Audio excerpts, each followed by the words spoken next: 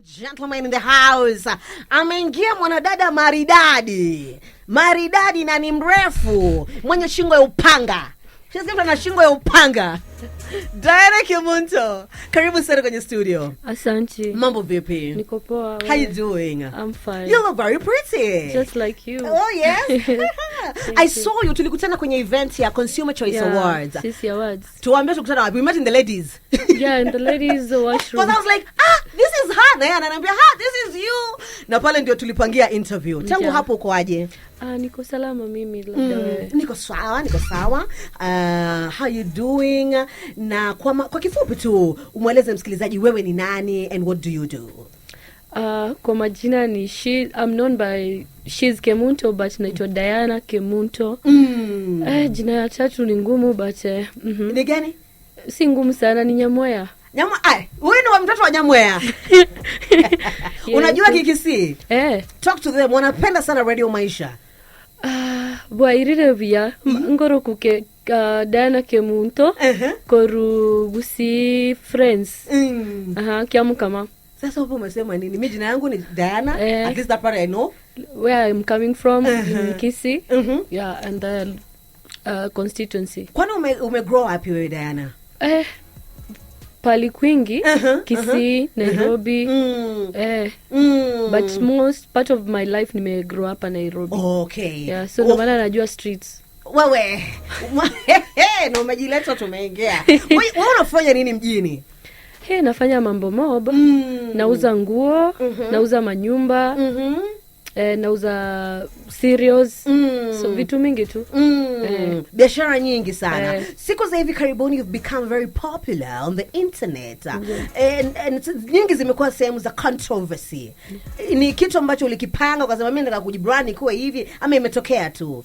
Ni kitu ilitokea tu because I've been doing it. Haikuwa mara ya kwanza but ni vile I think kitu mwenye alipeleka Twitter ndiye alileta hiyo traffic my way.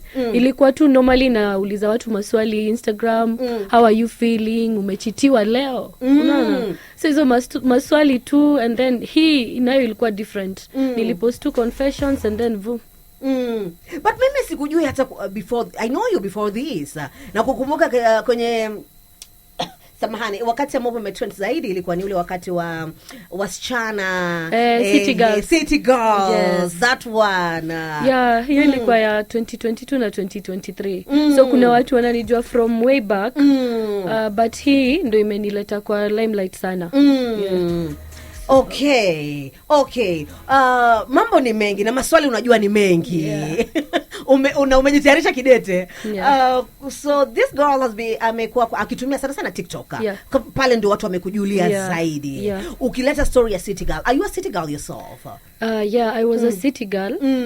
I'm still a City Girl, but doing different things unlike before. What are you doing before? You know, when you're engaging with the City Girls, ukiwa lead, kama you're going to lead these people in doing something, lazima ukuwe pia umepitia experience or you are in that industry. So to talk about City Girls is just basically a girl who wants to hustle. Kuhustle in so many ways. Kuhustle, let me just say streets, kujua streets, njia za kusurvive kwa streets. So nilikuwa City Girls for me to come out and give them an advice is I was a City Girl. I'm still a City Girl. Yes. City Girl kwa sasa hapo ndo tunajaribu kupambanua. So tumejaribu kudefine upon air previously. Nataka tunasema na wasichana mjini ambao wanapenda maisha makubwa. Yeah. Is that the case? Yeah, City Girl is just a lady, a woman who doesn't want to suffer. I like that. Atutaki maisha ngumu. Soft girl, soft era. So ndo City Girl. So na njia za kupata hiyo ni mingi. Najua. So lazima uwaelimishe hapa na pale. Niaje, mimi naitwa Mwende Masharia. Niko in the building with the gorgeous Kemunto tafadhali. She's Kemunto right here. Yes. Pale kwenye mtandao unamjua she's Kemunto. She's _Kemunto pale Instagram. TikTok Kemunto. Pale Kemunto umetokea wapi? Umelelewa wapi? I mean, like now when you were here in this city, where did you go to school? You know, a bit of your background. nilikuja Nairobi when I was 6 years old.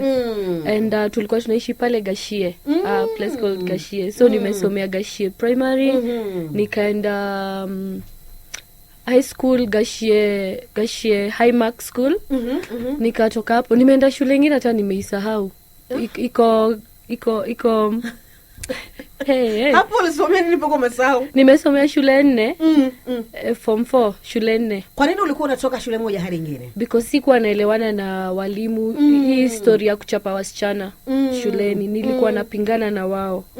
So wana end up kunisuspend because unajua msichana akiwa kwenye nini yake unamchapa huku nyuma ni shida. So tunachapa makalio. Yeah, tuko tunachapa makalio na sasa justaki hiyo na tafuta wanafunzi tunagoma. So wakitafuta kiongozi Kemunto ulikuwa usikii. Ulikuwa usikii Kemunto. Wakitafuta kiongozi ni mimi na suspendiwa. So nikazoea natoka shule 1 to the next. Were you naughty in high school? No, I was very brave. I'm very smart. I always topped. But sikuwa nakubaliana na wao in terms of kuchapa wasichana. Okay. Yeah. So ulipomaliza high school what happened? Nilipomaliza high school I got pregnant. Yes. I got pregnant. My son is 7 years old now. Okay. Yeah, but I didn't get to further my studies. So nilikuwa kwa relationship. Come we stay, let me just say marriage. Hiyo ni kama marriage. Nikaingia hapo. Na baba mtoto sasa. Yeah, na baba mtoto. Tukaachana 2020. So 2020 maisha ikanituma streets. Tunapozungumzia street ni ukahaba. Hapana, si ukahaba direct. Like ukahaba. Streets iko vitu mingi sana. Unaweza ingia streets uanze poleni. Streets unaweza fanya vitu mingi. Unaweza kuwa unatafutia wasichana njia. But kukaribishwa streets naye lazima hiyo njia upitie. Lazima ujaribu kufanya kitu inakuletea pesa. Yote ni streets. Ilianzaje? Kama if you can remember what ile siku ya kwanza sema, you know what, me I'm going for the streets because now I need to survive. Nilikuwa nimepoteza babangu, nimepoteza dadangu, na situation at home was really tough. Nimepoteza relationship, vitu mingi tu nilikuwa nimepoteza. Sasa ikafika mahali sina pesa, siwezi fanya anything na sina rafiki wa kunisaidia. So mi siku moja nikaamka tu nikaamua acha niende nikae mahali ni kunywe wine. Nikaenda nikakunywa wine na hiyo place nilikuwa nakunywa wine hapa Intercontinental Hotel. That was 2022 before ifungwe. 2020 before ifungwe. And then I was approached by a politician. I can't mention his name, but he's a politician up to now. And he took me to a party. Ilikuwa Runda. He took me to a party. Nikaget kuengage na wasi. Na nilifika hivi. Hata kasi sikuwa na pesa nilikuwa well dressed. Unajua so but you are always very well dressed. You're always on top. Asante sana. So nikimingle nikisalimia waheshimiwa wengine na some prominent people there, very influential. Nilikuwa nauliza where are your friends? Nikijua sina marafiki. Sasa that thing ilinituma TikTok. Nikaenda nikafungua page yangu ya TikTok. Nikaanza kuita city girls na ita wasichana city girls.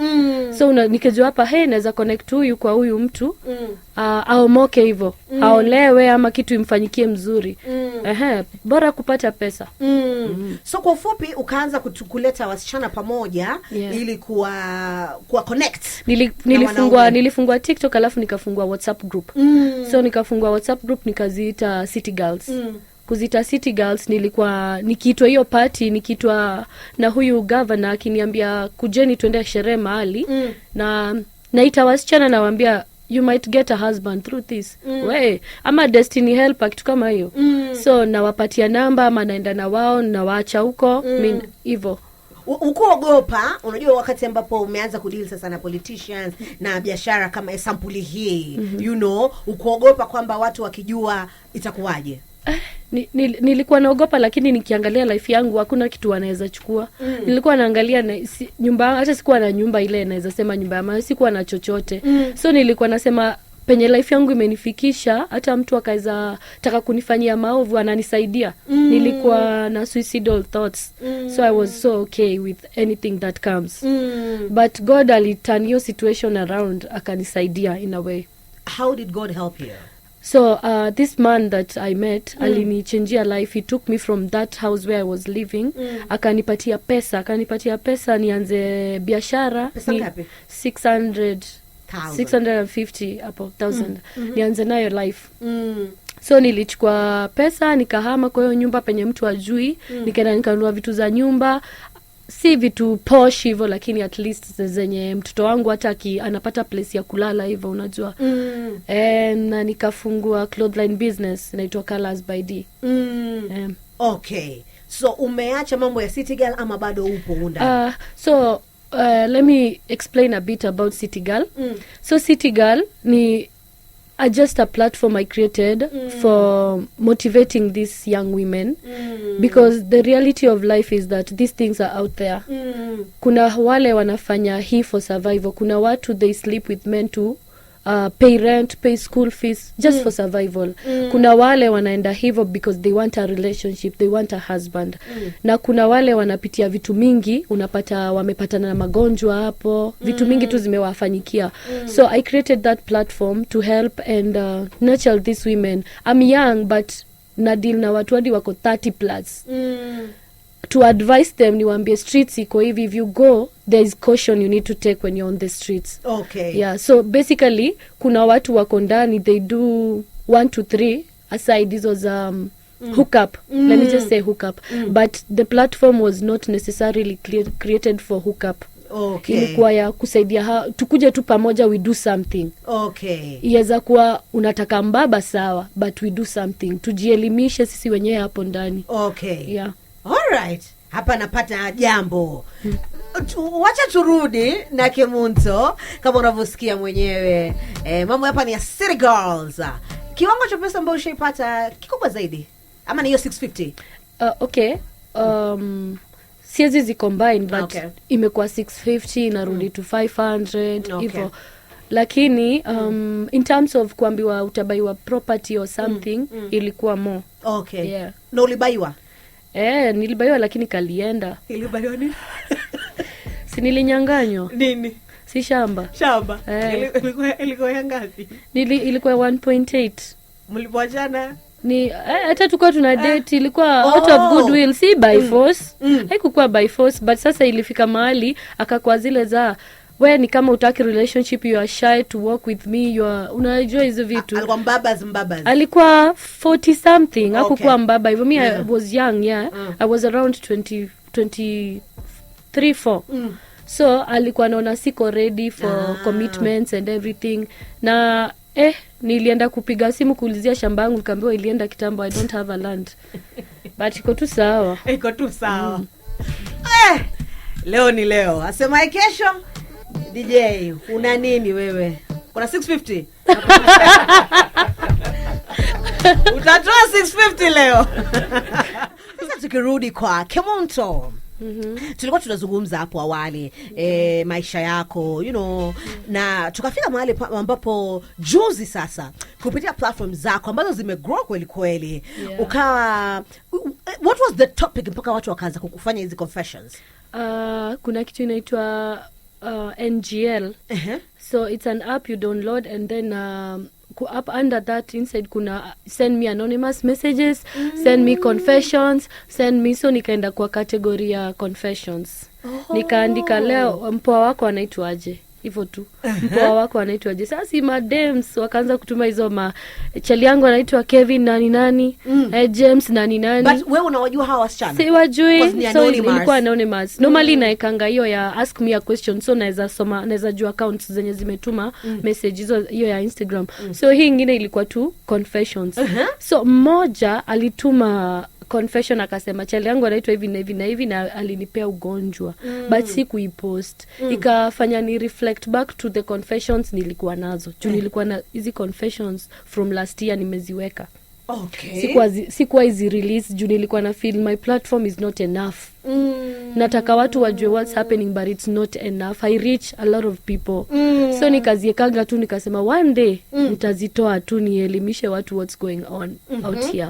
So vile nilikuwa na post ikalid one thing to another. Nikasema wacha ni post confession moja. Nikarudi kwa sasa hizi confessions hata hazikuwa anonymous all of them. Hizi zenye nilikuwa nimeweka they were not anonymous. Hizo zilikuwa accounts, pseudo accounts na pia real accounts. So nikaenda hapo penye na kwanga nimeka files zangu nika release moja.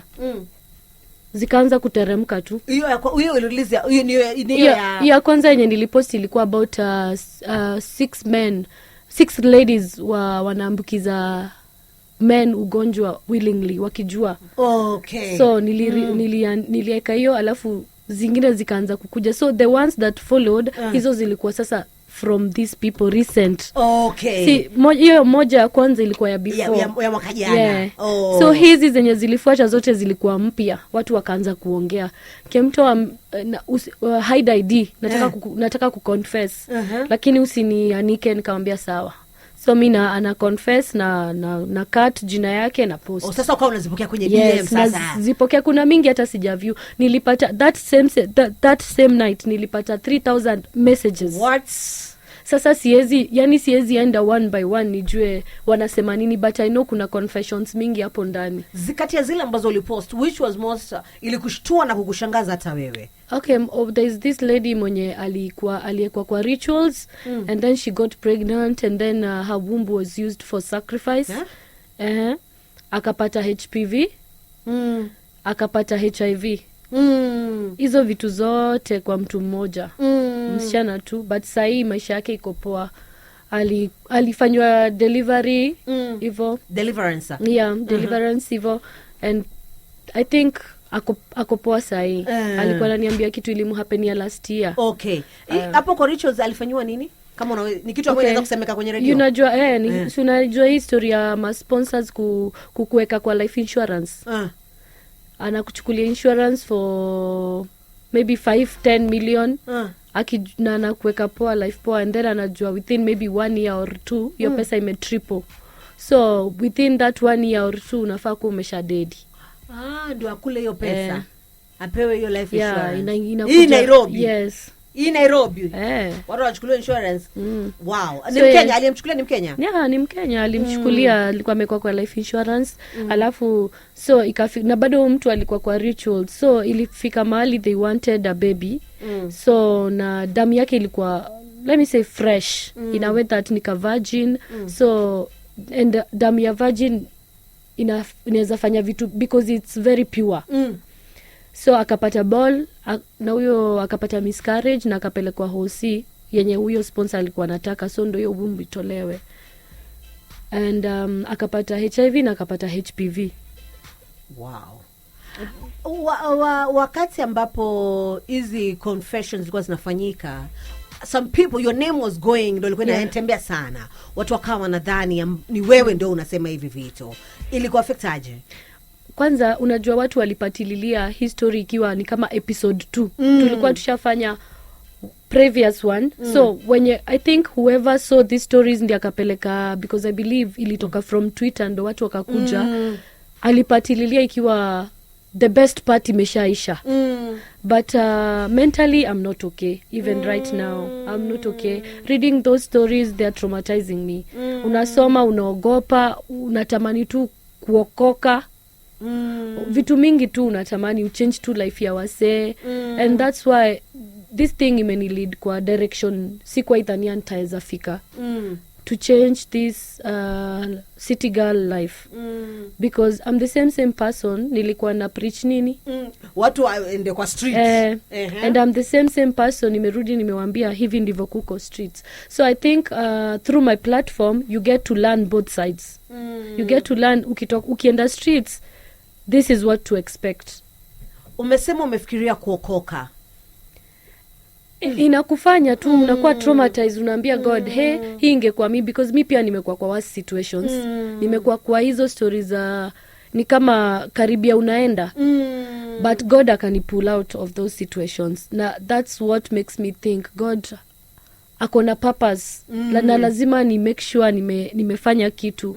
And for me to talk to these city girls, natamani sana ni watu kwa hiyo situation. Kitu gani cha, like you spoke, you've been through worst. Nini ambayo ulishawahi kupitia kibaya zaidi? Unahisi kwamba kilikuwa kibaya zaidi wakati ukiwa a city girl? nimewitness the ritual thing. I've witnessed it. That night was traumatizing. In fact, kama nilikuwa niokoke hiyo usiku ndo ningeokoka. But sasa unajua nikakuwa zile za the same time nataka pesa, unatoka tu streets ama unaenda kufanya mambo zako ukiambia God just protect me. I know one day itafika mahali life itaturn, just protect me. Ni kile kisa ulichokuwa kinakizungumza wale watu walikuwa ni watu wa nchi gani?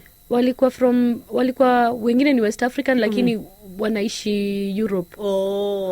But that thing unajua that hiyo video whoever recorded it haikukuwa ya sahi. Ati zile stories zilitokea. Mwenye alirelease hiyo video alirelease after hizi stories za rest in peace Waeni and Scarlett. Okay. So akatumia hiyo video kusema I was in the when it was happening, yeah. But I wasn't. This thing I was recorded before. But ikatolewangu ni mtu alirecordingi online. So ukiwa unafanya wewe mazungumzo yako kwa TikTok live. Hata I had formed already City Girl. So this was my first clip to educate city girls. Najua tuko kwa streets, but this is what to expect. So I made that video, but I pulled it down. So I think by that time nilikuwa nisha get crowd TikTok. So moja alirecordingi, unaona imetumika sasa sahi. Tuzungumzie dangers za city girls. Baadhi ya vitu ambavyo ni vya hatari wakati ambapo wasichana wanasema ni city girl, wanaingia kwenye mambo ya getting into relationships for money. Ni vitu kama gani viko wanaangalia? Okay, honestly city girls we are very tunapitia vitu mingi. You get unaingia kwa early relationships zenye utaki, it's by force, it's something that's sending you there because you want money. Unapata mtu anakufanyisha ma-abortions, kata hataki mtoto but you're in love. Worst of all ni magonjwa. Ma-infection, achana na hizi ma-UTI tu, tunaenda tunabuy medicines over the counter ama tunatumia Borix and tuko sawa. Kuna infection, hizi ma STIs, hizi ma STDs, yani hizi magonjwa kubwa ziko, na I have several cases za city girls. Hivi ndivyo kuko, mtu alienda akafosiwa, you have to do this and I don't want to use condom.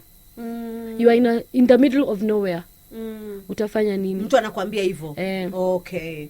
Hizi ni some of the challenges wanapitia. Sexual abuse, je? Yeah, alafu unapata umeenda na mtu mkubwa mwenye anakuambia you cannot do. Wezi nifanya chochote, we enda huko, sinishamalizana, enda fapiga kelele, enda useme nimekufanya hivi. Sometimes unapatanga umeinvitiwa for a drink but more inatokea unakuwa sexually abused. Na there's nothing you can do honestly. Utakimbia tu uchukue OB and that's it. Atatoa wapi huyo mtu? So magonjwa ndo the most that I've dealt with kwa my groups. Magonjwa, mtu anakuinbox anakuambia I need emergency pills, what can I do? Unapiga connections 1 2 3 unapata dawa. Unampatia. Wakati ambapo ulikuwa hapo nyuma sasa, kwa sababu unasema sasa unajaribu kubadilisha mienendo ya wao wasichana, unajaribu kuwaelimisha. Wakati hapo nyuma ulivyokuwa unachangia ya kwamba girls, mtu asikwambie kitu hii money, ulikuwa unasema aje? Kwa kuona pale kwenye mtandao, ulikuwa unafikiri labda unawaharibu hawa wasichana? Nikitengeneza hiyo platform, they were already exposed. Nilichukua watu wako already in the streets. Not beginners, not monos. Nilichukua watu they already in the streets and they know what they want. So nilikuwa nawaulizanga kwa group, what do you want to do? Unajua hivyo ukitoka streets, how much do you want to get from these streets? Hivyo. And if you have, because that's the reality of life, if you have to do this, then make it worth it. Wacha kuenda tu. I used to tell them places to go for hunting. Example, unataka kwenda kutafuta bwana mzuri, you cannot go to a club. Unataka kwenda kutafuta sponsor na mwenye ni tajiri, tunaongelelea flamboyant, tunaongelelea billionaire. Wasiende club. Unaenda club kufanya nini? Unajua waelekee wapi? You have to make use of these big hotels. Dress classy, dress well, look decent, smell nice. angusha hizo layers of makeup and go. You might get someone na atakuwa bwanako, but me, I always told my city girls, don't go out there with the intention of unaenda kutafuta wera. Unajua wera, usiseme unaenda kutafuta wera. Go out there and tell God, connect me to a destiny helper, because beyond that you can work. Unaweza fanya nini? Kuna wenye wako na madegrees kwa hii groups, wako na makaratasi za shule, wamesoma kweli. Mimi ndo sijasoma. Wamesoma kweli. Ukikaa hivi unatamani tu utembee miguu ukawatafutie kazi, because they deserve it. Lakini unawapata ndo wako street. So with that akili, already they are school smart. Upstairs wako sawa, streets ndo kidogo. Kuna mwingine atasema wasichana wazembe. Kuna, you know, people would argue that, you know, these are just lazy girls, you know. Wewe kama mtu ambaye una deal nao moja kwa moja, you know, wanakwambia matatizo zao, changamoto zao. Unafikiri hasa msukumo ni nini? Nini background yao? Background has been the most challenging yenye nimeona. Background, unasikia mtu alikuwa na abusive parents, toxic relationships. Wengine tu ni orphans. Mwingine amechapwa na bwana akafukuzwa akawekwa streets na kona mtoto. So unapata, by the way, all my city girls, they are not doing it out of selfish reasons. They are not. Niliwauliza kila mtu ni nini. Ni kama nilikuwa na interview, it's a group, you know, so we talk. Mtu anasema hivi ndivyo imenifanyikia. So that's why I'm in the streets. Nitafutia hata pesa ya kuanzisha biashara. Ama nikaweza pata mtu anaweza nipeleka shule, I want to learn something. So most ni toxicity za relationships and parents and a very bad background. Ile video ulotegeza ukiwa unalia, ukawa umetumia neto moyo umeinama, na ni nyimbo ambayo hiyo sound yako sasa ika trend sana, na ukawa unazungumza vitu ambavyo what was going on in your head kipindi kile una record ile video? Well, short story. My dad passed on November 2020. My sister passed on January 2021. And I lost my relationship that 2020. So I've lost a relationship. I've lost my 2 family members. I don't have a house. I don't have friends. Niko tu. So I'm forced to go back home. Going back home, my mom is unwell. Tuko kwa situation hard. Hakuna income, hakuna vile tuna survive. Nikajuliza, what can I do? So I used to sing that song. Naambia God, I'm never gonna give up. Najua tu kitu itatokea. So nilimove from home and I went to rent a bed sitter. A bed sitter tu za mtaa zile cheapest. Nika rent bed sitter, nikaanza life. Na hapo ndo nilianzanga streets, nikatokanga nikapatana na hiyo governor.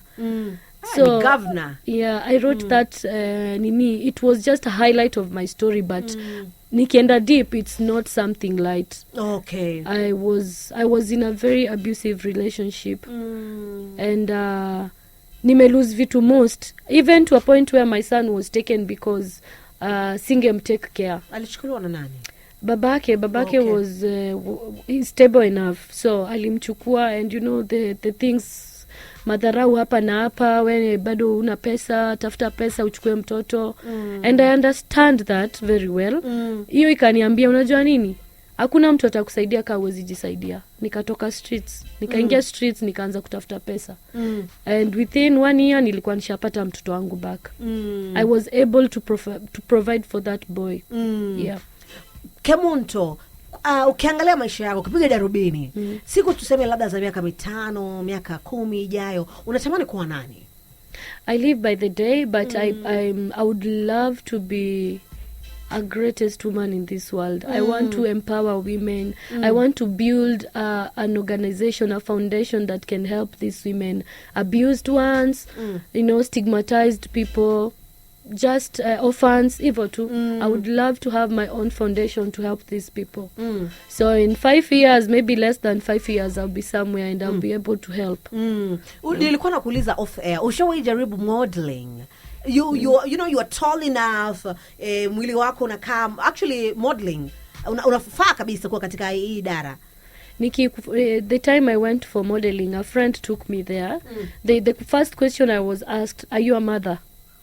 Oh, and I said, I thought it didn't matter, but it mattered.